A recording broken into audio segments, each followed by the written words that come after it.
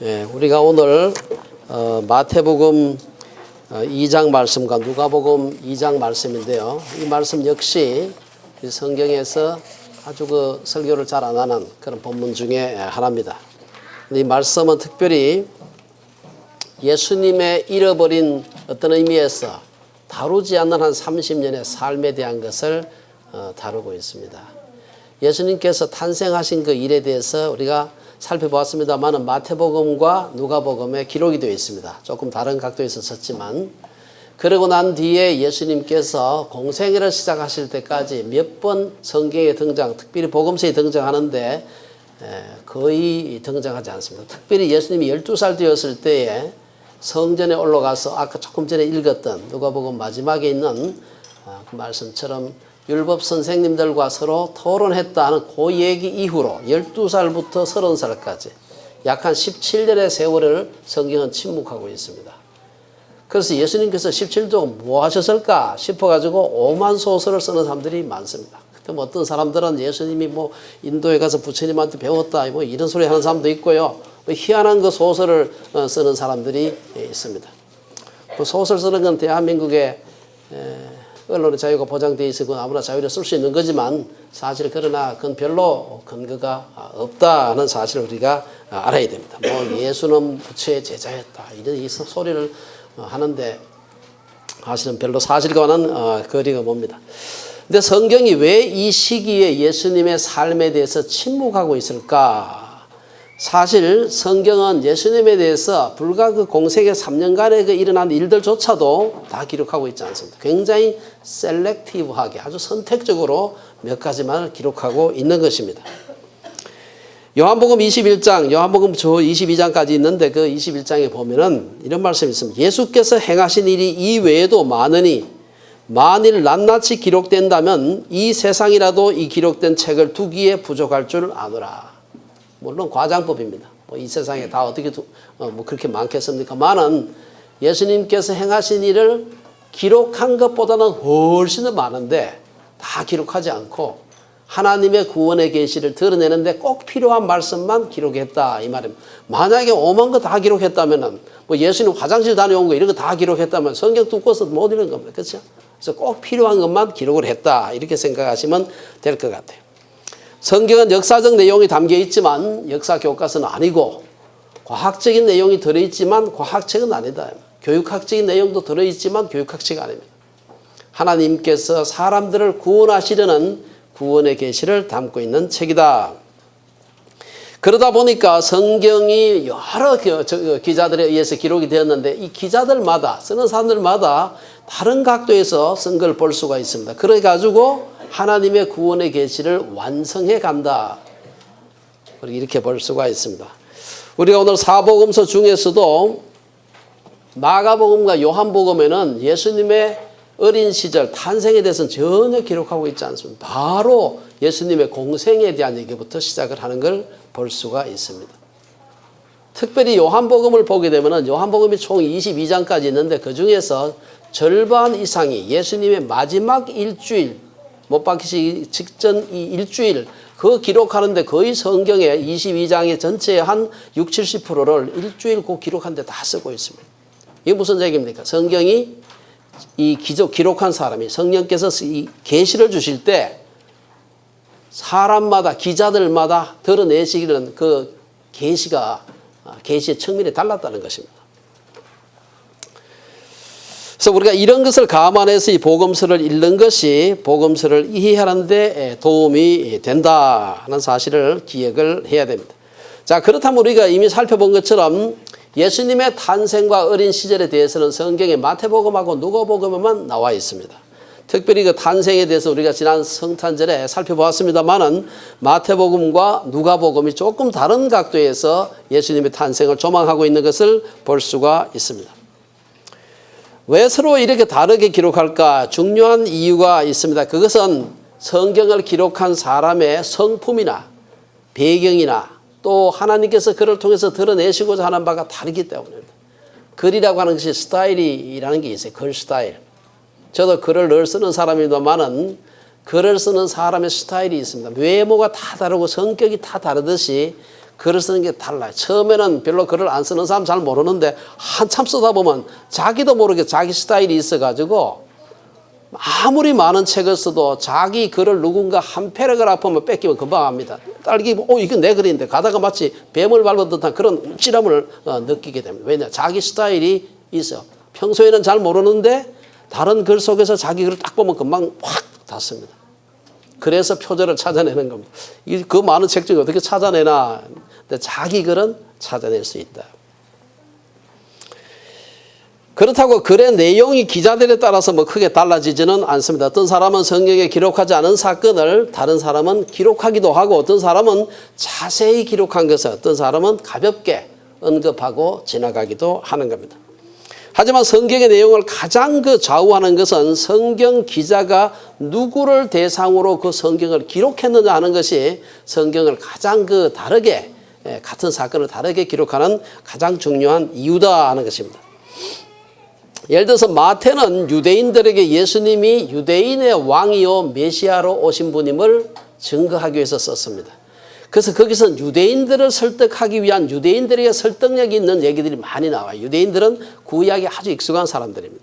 구약의 유대인들에 대한 여러 가지 예언들이 예수님을 통해서 성취되었다는 것을 여기저기서 구약을 인용하면서 예수님이 메시아임을 증거하고 있는 것을 볼 수가 있습니다. 그런데 예수님의 탄생과 어린 시절을 기록하고 있는 누가복음을 보게 되면은 누가 자신이 일단 헬라인 이방인이었고요. 누가복음 자체가 데오빌로라고 하는 고위 이방인 관료에게 보낸 편지입니다. 그러다 보니까 그 사람에게 구약에 알지도 못하는 구약의 메시아에 대한 예언을 다 소개할 필요가 없어요. 그래서 그거는 그냥 마구 뛰어넘는 걸 볼 수가 있습니다. 그리고 유대인들에게 쓸 때는 유대인의 메시아로서 강조가 되었지만 데오빌로 각하에게서 누가복음을 그렇게 쓸 이유가 없어요. 예수님은 유대인뿐 아니라 온 세계 이방의 빛으로 오신 분이다. 이를 강조합니다. 여러분들이 성경을 가만히 읽어보면 그 차이가 뚜렷하게 드러나는 것을 볼 수가 있습니다. 또한 필요할 때는 건너뛰는 것도 볼 수 있습니다. 여러분들 성경에 누가복음 2장 38절 39절을 보면 이런 얘기가 있어요. 38절 39절에 보면은 그냥 연속되어 있습니다.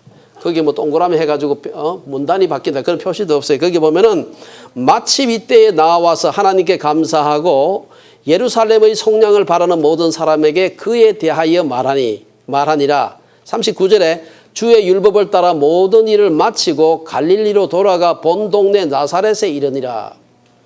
예루살렘에 있다가 마치 이어가지고 다시 나사렛에서 돌아가지고 나사렛에서 산 것처럼 얘기합니다만은 이 구절 사이에는 여러 가지 사건들이 들어가요. 이게 마태복음은 기록이 되어 있는데 누가복음은 확 뛰어넘고 있는 걸 볼 수가 있습니다.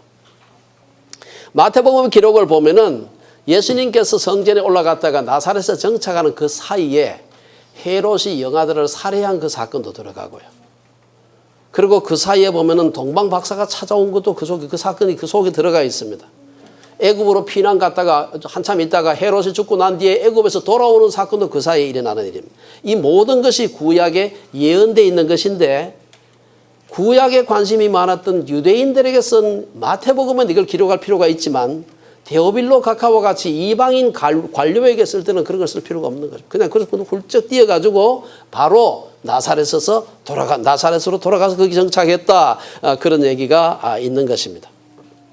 이러한 성경 기록의 독특성을 두고서 우리가 공생애 이전 예수님의 모습을 기록한 마태복음과 누가복음으로부터 몇 가지 중요한 교훈을 볼 수가 있어요. 특별히 예수님께서 탄생에 대해서 우리가 말씀을 드렸기 때문에 탄생한 후부터 공생애 시작할 때까지 주로 탄생한 직후부터 해서 예수님이 12살 예루살렘에 올라갈 그때까지 기록이 전체 다 합니다. 그렇기 때문에 그걸 통해서 예수님이 자랐던 그 모습 그것으로부터 우리가 우리의 자녀들을 어떻게 좀 키우면 좋을까 하는 몇 가지 교훈을 좀 생각해 봤으면 좋겠습니다. 첫째 우리가 생각해 볼 수 있는 것은 예수님께서 율법에 순종하신 분이었다. 예수님은 율법의 완성자로 오셨지만 율법의 모든 요구들을 따르신 분입니다.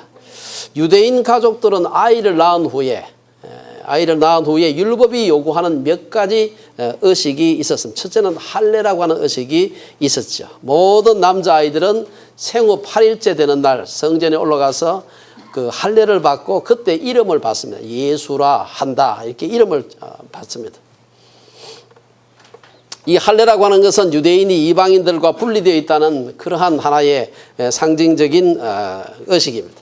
또한 하나님과 그들만의 유대인들 간의 독특한 관계를 상징하는 것입니다. 두 번째는 장자는, 특히 장자는 첫 번째 초태생이죠. 장자는 생후 한 달 후에 초태생의 구속이라고 하는 그 의식이 있습니다. 이것은 하나님께 제물을 드림으로써 내 장자 첫 아들을 다시 구속한다 하는 그 의미입니다. 그래서 이 장자가 내가 낳았지만 내 자녀라기보다도 하나님께 속해 있다는 것을 상징적으로 표현하는 그런 의식입니다. 세 번째는 산모의 정결 의식입니다. 산모는 아들을 낳으면 40일, 딸을 낳으면 80일 동안 부정하다 하는 것이 구약의 율법에 나와 있는 얘기입니다. 그래서 아들을 낳고 난 뒤에 40일부터 그때 그 이후부터 성전에 올라갈 수가 있었고, 딸을 낳게 되면 80일부터 이후에 성전에 들어갈 수가 있었습니다. 이 부정의 기간이 끝나면은 부모는 제사장에게 가서 양 한 마리 번제로 드리고 또 비둘기 한 마리 속죄제로 드림으로써 부정의 기간이 끝나게 됩니다. 근데 양은 지금이나 그때나 비둘기보다 훨씬 비쌉니다. 그래서 가난한 사람들은 양을 드릴 형편이 안 되는 사람은 비둘기를 2마리 가져가서 하나는 번제로 또 하나는 속죄제로 이렇게 드렸습니다. 오늘 그 본문에도 보면은 누가복음 2장 44절에 보면은 이 주의 율법에 말씀하신 대로 산비둘기 한 쌍이나 혹은 어린 집비둘기 둘로 제사하였다. 마리아와 요셉도 비둘기 2마리로 한 걸로 봤을 때는 상당히 가난한 그런 사람이었던 것이 분명한 것 같습니다. 어쨌든 이러한 일들이 아이를 낳고 난 뒤에 그 어느 모든 유대인 가정에서는 율법의 요구를 따라서 행하는 그러한 의식이었습니다. 이 모든 것을 예수님 자신이 하신 게 아니라 예수님의 부모님이 하셨지만 예수님은 율법을 무시하지 않으시고 율법을 완성하셨다. 예수님께서 율법의 요구를 따르셨다는 것은 신약적인 의미로 말하면 말씀에 순종하신 것이다, 이렇게 볼 수가 있습니다. 물론 당시에 성경이라고 하는 것은 모세오경 중심이었습니다만은 예수님은 어릴 때부터 말씀을 사랑하신 분이었습니다. 실제로 말씀을 사랑하는 예수님의 모습을 보여주는 가장 중요한 사건이 바로 12살 때 성전에 올라가서 율법 선생들과 서로 말씀을 놓고서 토론했다 하는 그 기록입니다. 짧은 기록입니다만은 누가복음 2장 저 끝에 가보면 그 얘기가 나오고 있습니다. 12살이 되어서 그 절기의 관례를 따라서 올라가서 며칠 동안 여러 가지 예식을 마치고 집으로 돌아오는데 사람들이 엄청나게 많이 올라간 겁니다. 예루살렘 올라가는데 예루살렘의 평소에 인구가 그 당시 한 5만이나 한 10만 정도 됐다 그래. 근데 6월절이나 된 절기가 되게 되면 그보다 한 5배, 10배 돼가지고 한 30만에서 한 50만 사이 사람들이 예루살렘에 모였다고 합니다. 엄청나게 많은 사람들이 모이니까 또 같은 동네 사람도 한꺼번에 단체로 또 서울에 올라가는 거죠. 그러다 보니까 아이들은 아이들끼리 자기들끼리 놀러 다니고 이렇게 하다 보니까 까딱하면 아이를 잃어버릴 수가 있는 것입니다. 절기가 다 끝나고 난 뒤에 이제 집으로 가야 되겠다 하는데 보니까 예수님이 안 보였지만 친구들하고 같이 오겠지, 다른 집의 아이들하고 이렇게 생각하고 하루길 가면 한 30km, 40km 정도 되는데 그 정도 돌아오고 난 뒤에 보니까 안 보여요. 그래가지고 이웃 사람들하고 같이 오나 싶어서 알아봐도 안 오고 하니까 얼마나 놀랐겠습니까? 여러분 아이를 잃어버려 본 적이 있습니까? 제가 어릴 때 우리 양범모 집사를 잃어버려가지고 굉장히 아주 고생한 적이 있습니다. 아이를 잃어버리게 되면 아주 그냥 부모가 소위 말해서 패닉하게 됩니다. 특히 그때가 그 크리스마스 전후에서 영하 10도, 15도 막 내려갈 때는 굉장히 추울 때인데 4살인지 그때 잃어버려가지고 굉장히 고생을 한 적이 있습니다.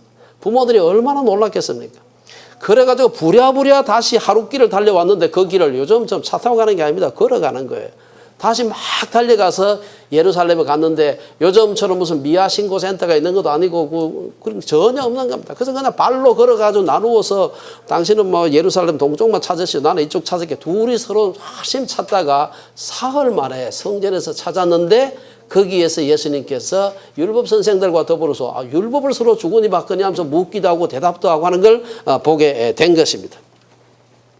그리고 그것을 옆에서 지켜본 사람들이 오늘 그 누가복음 2장 47절에 보면은 예수님의 문답하는 모습이 너무나 탁월했기 때문에 옆에서 지켜본 사람들이 듣는 자가 다 그 지혜와 대답을 놀랍게 여겼다, 이렇게 나와 있습니다.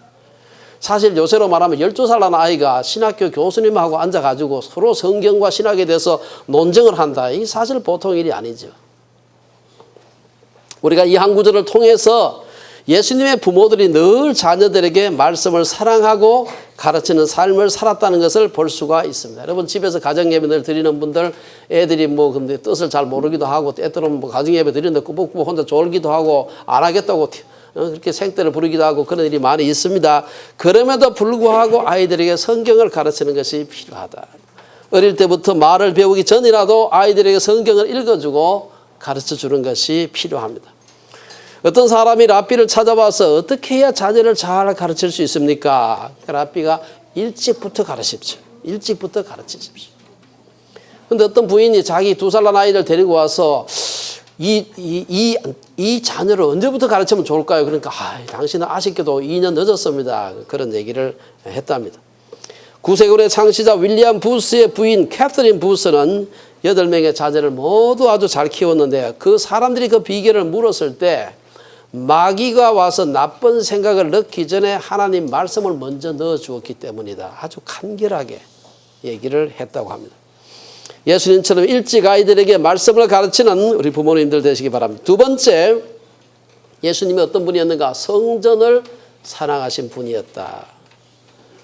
예루살렘 성전의 당시에 모든 사람들이 예루살렘 성전이 당시에 사람들의 영적인 지주였습니다.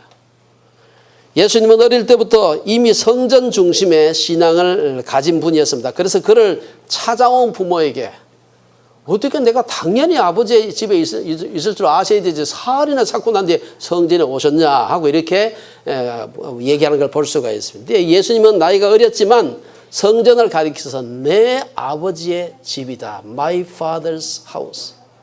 참 얼마나 참 12살 난 아이가 이런 대답을 한다는 건 놀라운 얘기입니다.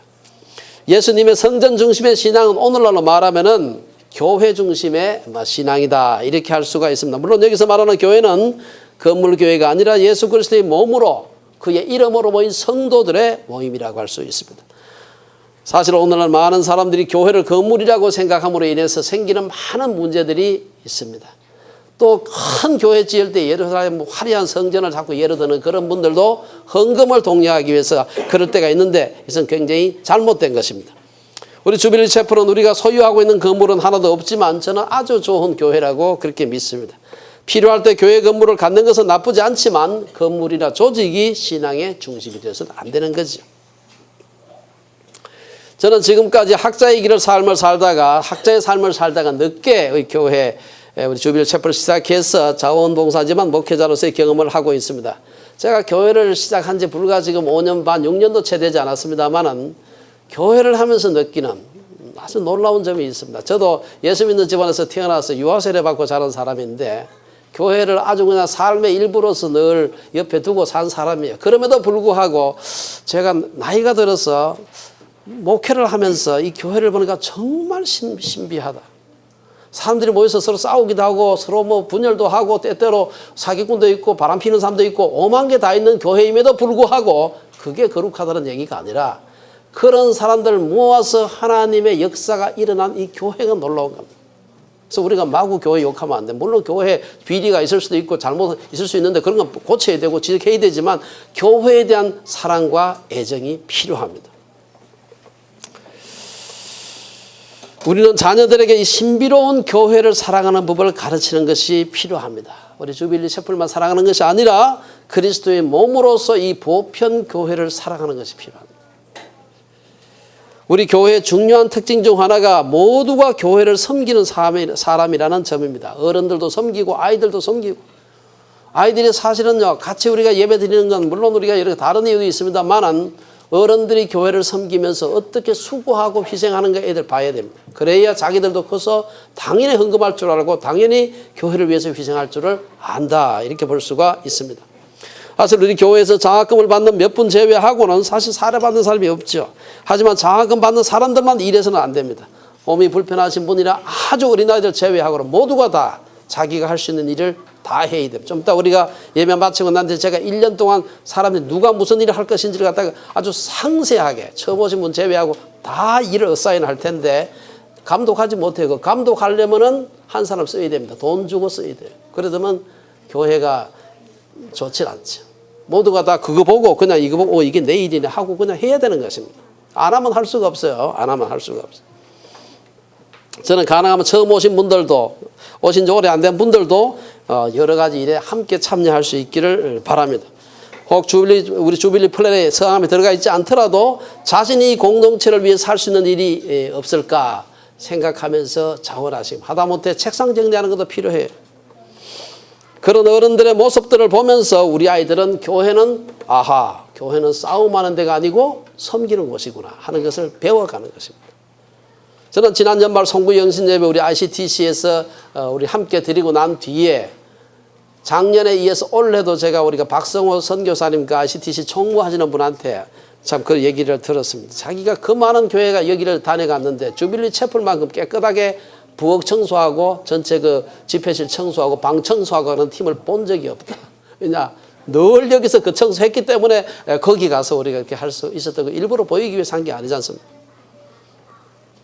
교회 얘기가 나오면은 제가 사실 저희 부모님으로부터 물려받은 아주 참 아름다운 추억이 있습니다. 이게 사실 좀 조심스러운데 하나는 첫째는 혹시나 자랑이 될까 봐 두렵고 또 하나는 제가 이 얘기를 하면 제가 계속 눈물이 나와서 얘기하기가 좀 어렵습니다. 지금부터 3, 4년, 2, 3년 전인데 1970년대 초반입니다. 저희가 아버지께서 시골에서 우마차 사고, 구루마 사고로 이 소가 갑자기 왕창 뛰는 바람에 떨어져가지고 이 척추를 다치셨어요. 그래서 병원에 가서 한 6개월 정도 여기 큰 쇠뭉치 달고 병원 신세를 진 적이 있습니다. 나중에 재활 치료를 해서 상당히 나았는데도 불구하고 손가락이 말을 듣지 않고 다리를 절고 몸이 불구자죠. 그런데 그 당시에 저희 그 부모님 아버지가 저희 집에서 양봉을 하셨는데 집에서 멀리 떨어지지 않은 한 8km 정도 떨어지는데 메밀꽃을 많이 심는데 메밀을 많이 심는 데가 있어서 메밀꽃 옆에 양봉 그 벌을 갖다 놨어요. 근데 가보니까 거기 그 동네에 교회가 없는 겁니다. 교파 관계없이 교회가 없어요. 교회가 제일 가까운 데가 한 5km, 6km 되는데 그 당시엔 차도 없고 하기 때문에 걸어가야 되기 때문에 대부분의 사람들이 그 동네로 이사 오면은 딴 데서 예수를 믿던 사람도 교회를 나갈 수가 없는 것입니다. 그래서 사실 저희 아버지가 그 사실을 아시고 거기 교회를 개척해야 되겠다. 이렇게 해서 교회를 개척하신 겁니다. 뭐 교단에서 하라고 얘기한 것도 아니에요. 교회에서 누가 지원하겠다는 사람도 없고 그냥 없으니까 가서 하는 거예요. 그냥 혼자 가서 하는데 어떻게 개척하는가 요즘은 그게 잘 안 통할지 모릅니다. 그때는 교회를 개척할 때 그냥 가가지고 동네 이장 찾아가는 겁니다. 제일 처음에 가가지고 이 동네 혹시 여기에 사는 사람 중에 옛날에 교회 다닌 사람이 있습니까? 물어보면 이장은 알거든요. 그러면 누구누구는 옛날에 교회 다녔는데 이 동네로 이사 와서 요새 안 가고 있다. 그럼 그 집에 신방 가가지고 우리 교회 합시다. 그래서 그 집에 사랑방에서 며칠 모이는 겁니다. 그럼 누구도 옛날에 교회 나갔대. 그러면 그 집 물로 모으고 그 집 주인하고 아버지하고 그렇게 앉아서 같이 예배를 드리는 거예요. 그러면서 주일날 오전에 같이 예배 드리고 설교하고 점심 먹고 오후에는 집집마다 이제 전도하러 다니는 겁니다. 그래가지고 점점 사람이 많아지면 이제 사랑방 가지고 안 되고 하니까 어디 옆에 동네 마을회관 같은 거 빌려가지고 며칠 모이다가 좀 더 커져서 안 되겠다 싶으면 이제 옆에 조그만 땅을 사가지고 벽돌을 건물 지어가지고 하다가 어느 정도 약간 헌금도 나오고 되겠다 싶으면은 인근에 있는 좀 큰 교회 부탁을 해서 전도사님, 목사님 모실 형편이 안 되고 전도사님 보내라 그래가지고 물려주고 나오고 이렇게 해서 교회를 몇 개를 개척을 하셨어요. 근데 마지막으로 저희 아버지께서 이제 다치고 난 뒤에 사실 그 교회를 마지막으로 다치고 난 뒤에 한 재활 다 끝나고 비틀거리면서 사실 한 1년 반 정도 뒤에 그 교회를 개척하시고 그리고 난 뒤에 몇 년 뒤에 암으로 세상을 떠나셨습니다. 근데 제가 한 번은 저희 집에서 한 8km 정도 떨어져 있는 데인데 거기까지 차가 없으니까 자전거를 타고 늘 가셨어요. 헌자전거를 타고 가셨는데 보통 이제 가서 아침 일찍 가셨다가 오전 예배 드리고 오후에 전도하고 집에 다시 자전거 타고 오시면 한 서너 시 정도 되면 보통 집에 오시는데 한 번은 한 5시 돼가지고 한 11월 정도 됐는데 벌써 해가 뉘어뉘어지고 있는데 오시질 않아요. 그래서 무슨 일이 생겼나. 바람은 세게 불고 날씨는 추운데 아버지가 안 오시니까 이상하다. 우리 모두 다 우리 고향교 우리 모교에 갔다가 그래서 걱정이 돼가지고 이 마중 어떻게 됐는지 가봐야 되는 거 아니냐 하고 막 얘기를 하는데 날이 어두워지는데 아버지께서 오셨어요. 보니까 이 자전거를 못 타시고 자전거를 옆에 기대가지고 이렇게 그냥 오셨더라고요. 오셨는데 옷에 막 흙이 다 묻었고, 그 다음에 뭐 여기 하얀 와이셔츠를 입고 가셨는데 와이셔츠에 막 피가 막 여기저기 막 묻어 있고 얼굴이 다 찢어지고 막 이래가 오셨더라고요. 그래서 막 너무 놀래가지고 저희가 얼른 빨리 오시라 그래가지고 아랫목에 뭐 옷 갈아입고 이렇게 해서 눕히고 어떻게 됐냐 물으니까 자전거를 타고 오셨는데 막 북쪽을 향해서 가야 되는데 북풍이 막 부니까 속도가 안 나는 겁니다. 그래서 뭐 간신히 이제 그 팔이 마비가 돼 잘 안 움직이니까 이래가지고 자전거를 타고 오다가 이 도랑이 하나 있는데 그 위에 조그만 다리가 있었는데 그 위에 와서 중심을 잃었어요. 그래가지고 그 밑으로 떨어진 겁니다. 그래가지고 떨어졌는데 문제는 혼자 떨어진 게 아니고 자전거가 같이 떨어진 거예요. 그래서 자전거 오면서 친 거예요. 사람을 해서 이게 막 찢어지고 이랬는데 다행히 농사를 짓던 시기가 끝나가지고 밑에 물이 별로 없었어요. 조금 있었는지 하여튼 별로 문제가 없었습니다. 어쨌든 거기서 자전거에 치여가지고 아주 그냥 혼자 버둥버둥 하다가 간신히 애를 써가지고 그 도랑을 올라와가지고 자전거를 타고 오신 겁니다.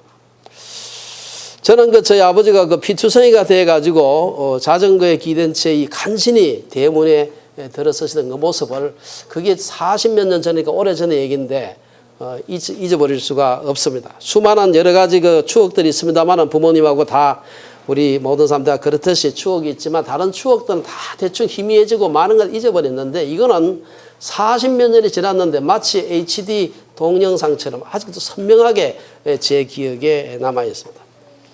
저는 우리 부모님께서 제가 물려주신 유산들 중에서 이 추억, 그 추억들보다 더 귀한 그런 유산이 있을까 뭐 그런 생각을 해봤습니다. 예수님이 성전을 내 아버지의 집이라고 하시면서 친근하게 그리고 귀중하게 여겼던 것처럼 우리도 우리 자녀들에게 어릴 때부터 교회를 가까이 하고 귀하게 여기는 법을 가르쳐야 합니다. 교회에 속한 사람들이 여러 가지로 부족한 점이 많지만 우리는 교회에 사랑하는 것을 가르치는 게 필요합니다. 그리고 교회를 위해 수고하는 것이 마땅함을 우리 자녀들에게 가르치는 것이 필요합니다. 작은 일이지만 아이들에게 헌금 봉헌을 담당하게 하고 예배를 전후해서 예배실 정리를 함께 하는 것 주빌리 셰프에서 늘 하지 않습니까? 이 교육적 차원에서 굉장히 중요합니다. 아주 좋은 시설 밑에서 아주 좋은 그런 오디오 비디오 뭐 여러 가지 시설 사용해서 하는 것보다도 부모님들이 일하고 희생하는 것을 교회에서 보여주는 게 필요합니다. 세 번째, 예수님께서 인간의 연약함을 받아들이신 분이었습니다. 성경은 곧 나와 있는 성경 구절 보시면 됩니다. 예수님은 인간의 연약함에 순종하신 분, 다시 말해서 겸손하신 분이었다. 마태는 예수님에 대해서 기록하면서 의도적으로 예수님이 구약의 예언을 이루셨음을 강조하고 있습니다. 마태복음 2장 1절에서 18절에 보면 이방 나라 박사들이 예수님을 찾아와서 경비한 기록이 있죠. 동방 박사 얘기 있지 않습니까? 마태는 요셉 가족이 헤롯이 죽기까지 애굽에 머물렀던 그 사건을 언급하면서 이것도 구약에서 예언한 것인데 이루셨다. 무슨 얘기입니까? 예수님이 만왕의 왕이요 메시아로 세상에 오신 분임을 강조하는 것입니다. 예수님은 구약의 예언을 이루신 바로 그 메시아임을 강조하고 있는 것입니다. 누가도 마찬가지입니다. 누가도 예수님이 어렸을 때부터 하나님의 아들로 인지되었음을 강조하고 있습니다. 아까 말씀드린 대로 생후 40일이 되어가지고 마리아가 정결 예식을 하고요. 누가복음 2장 22절 요셉과 마리아가 성전에 올라갔을 때 성전에서 만난 시몬과 안나가 예수님이 이방의 빛 메시아요 하나님의 아들이라는 사실을 얘기를 하고 있습니다.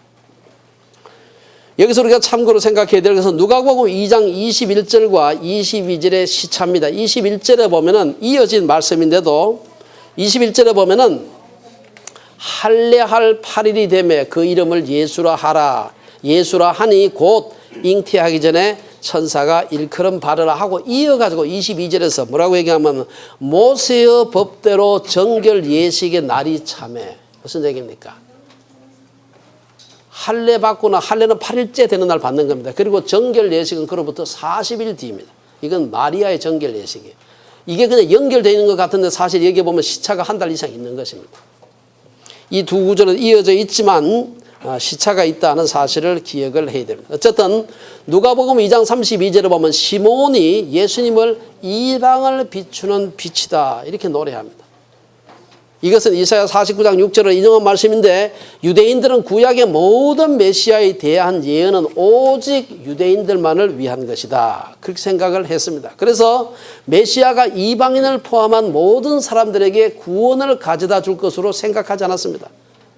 하지만 자기의 글을 읽을 그리스인들을 염두에 두고 누가는 요 속에 시몬이 했던 예언 중에서 그가 이방의 빛으로 오셨다는 이사야서의 말씀을 인용하는 것입니다. 자기의 지금 누가는 그리스 사람이라 그랬지 헬라 사람이에요. 이방인입니다. 이방인인데 이방인에게 지금 보낸 편지입니다. 그래서 그 이방인의 빛으로 오셨다. 유대인 포함한 헬라인들 모든 이방인들의 빛으로 오신 분임을 얘기하고 있는 것입니다. 시몬의 찬양과 더불어서 안나도 비슷하게 그 얘기를 하고 있습니다. 예수님은 인류의 메시아요 하나님의 아들이셨지만 이 땅에 사시는 동안 가장 연약한 사람인 듯이 겸손하게 사셨습니다. 온 우주를 다스리는 분이 자기 권위 아래에 있는 헤롯한테 쫓겨가지고 저 이집트까지 쫓겨갔다가 몇 년 있다가 오게 됩니다. 맞아 죽을까 싶어가지고 막 도망간 거예요. 그럼 생각해 보세요. 힘이 없는 사람이 연약하게 사는 건 뭐 당연하다 하더라도 온 우주를 다스리는 권한이 있는 분, 창조주 하나님께서 인간한테 쫓겨가지고 이집트까지 쫓겨갔다가 거기 몇 년 있다가 돌아올 때도 벌벌 떨다가 그 아들이 다시 자기 동네 왕이 됐다는 얘기 듣고 벌벌 떨면서 돌아오는 것입니다. 인간의 연약함을 그대로 다 받아들이신 것입니다. 그래서 히브리서 4장 15절에 보면 히브리서 기자는 말하기를 우리에게 있는 대제사장은 우리의 연약함을 동정하지 못하실 리가 아니요 모든 일에 우리와 똑같이 시험을 받으시니로되 죄는 없으시니라. 예수님의 낮아지심은 십자가에 달리심으로 정점에 이르렀지만 그분의 겸손한 모습은 이미 태어날 때부터 그분의 어린 시절의 삶으로부터 이미 드러난 것을 볼 수가 있습니다. 잡히시기 전날 예수님께서 겟세마네 동산에서 베드로에게 하신 말씀을 보면 예수님은 자신이 하나님이요 엄청난 힘을 가진 분임을 인지하고 계셨음을 알 수가 있습니다. 겟세마네 동산에서 예수님을 잡아러 온 하속들에게 칼을 휘두른 베드로에게 예수님이 내 검을 도로 꽂아라. 검을 가지는 자는 다 검으로 망하느니라. 너는 내가 내 아버지께 구하여 지금 12영 더 되는 천사를 보내시게 할 수 없는 줄로 아느냐. 그렇게 할 수 있지만 안 하는 것이다. 하나님의 뜻이 이루어지기 위해서. 예수님의 낮아지심을 가장 압축적으로 표현한 것이 소위 케로시스로 알려진 빌립보서 말씀입니다. 사도 바울은 빌립보 성도들에게 예수님의 낮아지심을 본받을 것을 교훈하시면서 너희 안에 이 마음을 품으라 곧 그리스도의 예수의 마음이다. 그는 근본 하나님의 본체시지만 하나님과 동등됨을 취할 것으로 여기지 아니하시고 도리어 종의 형체를 가지셨다. 예수님의 성육신 즉 그분의 탄생과 존재 자체가 겸손이었다는 것입니다. 그래서 예수님을 따랐던 그의 모든 제자들의 공통된 특징은 겸손입니다. 아무리 신학 지식이 많고 대교에 담임하더라도 겸손하지 않은 목사가 있거든 저게 아직도 인간이 덜 됐구나 생각하시면 돼요. 알 것을 모르는 사람이구나. 예수님의 제자가 아닌 것이지. 선생이 겸손한데 제자가 겸손하지 않으면 되겠습니까? 자녀들을 키우면서 예수님의 겸손을 본받게 하는 것이 중요합니다. 겸손은 비굴이 아니고 겸손은 우울이 아닙니다. 겸손은 자신감 없음도 아닙니다. 겸손은 하나님을 섬기는 가장 중요한 자세입니다. 겸손은 훈련이고 영성이고 겸손은 능력입니다. 마지막으로 예수님의 그 모습 중에서 하나님과 사람에게 사랑을 받으신 예수님이다. 이 본문에 나와 있는 거 보시기 바랍니다. 예수님께서는 지혜와 키가 자라가며 하나님과 사람에게 더욱 사랑스러워 가셨다. 이는 그가 예수님께서 건강하고 정서적으로 건강하고 바르게 성장하셨음을 의미하는 것입니다. 사람들에게 사랑을 받으면서 자랐다는 말은 정상적인 인간관계를 맺으면서 살았다는 것입니다. 인간관계의 출발이자 기본은 가족들 간의 관계입니다. 그중에서도 첫째 부모와의 관계입니다. 51절에서 예수님은 나사렛에서 자라면서 부모에게 순종하며 받드셨다라는 얘기가 나옵니다. 무슨 얘기입니까? 예수님이 부모에게 효도했음을 의미하는 것입니다. 이러한 예수님의 효심은 후에 십자가에 죽어 가시면서도 여러분 십자가의 그 고통이라는 게 얼마나 고통스럽습니까? 1000번의 죽음과 같은 고통, 그런 말이 있을 정도로 고통스러운 십자가의 죽음을 죽으시면서도 아마 그때 요셉은 세상을 떠난 것 같아요. 예수님 세상 떠나실 때 그 어머니 마리아를 보고서 저 마리아가 그 당시에 여자가 혼자 과부로 산다는 게 얼마나 힘든지 너무 잘 아는 겁니다. 그래서 그의 사랑하는 제자 요한에게 내 어머니를 좀 부탁한다. 내 어머니 마리아를 부탁한다. 그리고 요한복음 19장에 보면은 보라 내 어머니라 하신데 그때부터 그 제자가 그 사도 요한이 자기 집에 모셨다. 예수님이 장성하신 후에 요셉에 대한 언급이 없는 것으로 미루어 이때 이미 요셉은 세상을 떠난 것으로 보이는 것입니다. 남편이 없는 과부 어머니에 대한 예수님의 효심은 특별했을 것으로 생각하십니다. 그래서 사도 요한을 자기의 사랑하는 제자 제일 젊은 제자 사도 요한에게 어머니를 부탁한 것을 볼 수가 있게 됩니다. 후에 사도 요한은 예루살렘에서 있었던 탄압을 피해서 마리아를 모시고 현재 터키 서부에 있는 에베소서로 이주해서 그곳에서 그 사도 요한이 목회를 합니다. 그리고 거기 있는 동안에 그 반모섬으로 귀향을, 거기 에베소에서 그렇게 멀지 않습니다. 거기에 귀향을 갖고 그 귀향간 반모섬에서 쓴 그 유명한 성경이 바로 요한계시록입니다. 그리고 그 귀향에서 돌아오고 난 뒤에 다시 에베소 교회를 담임하고 죽을 때까지 거기에서 담임하면서 어머니 마리아를 모셨다 하는 얘기가 있고요. 지금도 여러분 그 에베소에 가면은 마리아의 집이라고 하는 집이 아직 남아있고 뭐 실제 집인지 모르지만 마리아 교회라는 것도 있고 마리아 집이라는 것도 있습니다. 성경에 나와 있지 않지만 마리아를 모시고 실제로 그 에베소에 가서 죽을 때까지 마리아를 모셨다는 것입니다. 예수님이 살아계시는 동안 그의 모든 형제들이 예수님을 메시아로 인지했는지는 확실하지 않습니다. 그러나 예수님 죽은 후에 그의 형제 중에서 한 사람이 야고보가 예루살렘 교회의 지도자가 되고 나중에 첫 순교자가 되는 걸 볼 수가 있습니다. 이걸 보면은 예수님의 육신의 형제들도 예수님을 메시아로 인정한 것이 아닌가 생각이 됩니다. 누가복음 2장 52절에서 예수님께서 지혜와 키가 자라가며 하나님과 사람에게 더욱 사랑스러워 가시더라. 사람들하고 좋은 관계 속에서 지난 걸 볼 수가 있습니다. 결론적으로 오늘은 이 공생애를 시작하기 전에 탄생 후부터 12살이 될 때까지 마태와 누가가 묘사한 예수님의 모습을 살펴보았습니다. 이러한 예수님의 모습을 생각하면서 우리들을 향하신 하나님의 마음을 생각해 보는 것이 필요합니다. 요약하자면 우리 부모들은 요셉과 마리아처럼 말씀을 사랑하고 교회를 소중히 여기는 자녀들로 아이들을 키우는 게 필요합니다. 연약함을 드러내기를 주저하지 않는 겸손한 자녀들로 우리 아이들을 길러야 됩니다. 그리고 하나님과 사람들에게 사랑받으며 건강한 관계를 맺어가는 그러한 자녀들로 양육하기를 바랍니다. 또 우리 자녀들은 예수님처럼 말씀을 사랑하고 교회를 소중히 여기고 겸손하고 사람들에게 사랑받는 그런 자녀로 자라가야 됩니다. 그런 귀한 부모님, 그런 귀한 자녀들 되기를 주의 이름으로 축원합니다. 기도하겠습니다.